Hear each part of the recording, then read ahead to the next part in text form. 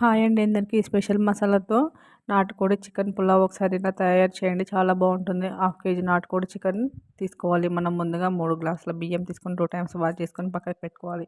ఇప్పుడు స్పెషల్ మసాలా కోసం యాలకులు, లవంగాలు, మిరియాలు, 10 ఎల్లిపాయలు, 2 అల్లం ముక్కలు, జాజికాయ, అనాస పువ్వు, మరాఠీ మొగ్గ, సాజీర, దాల్చిన చెక్క, గసగసాలు, ఒక పచ్చి కొబ్బరి ముక్కలు వేసుకొని 4 ఎండుమిర్చి వేసుకొని మిక్స్ చేసుకొని పక్కకు పెట్టుకోవాలి. ఇప్పుడు స్టవ్ పైన కడాయి పెట్టుకొని 4 స్పూన్ల నెయ్యి, 2 స్పూన్ల ఆయిల్ వేసుకొని మనం ముందుగా యాలకులు, లవంగాలు, దాల్చిన చెక్క, బగారాకు వేసుకొని తరిగిన ఉల్లిపాయలు వేసుకొని 8 పచ్చిమిర్చి వేసుకొని వేగనివ్వాలి.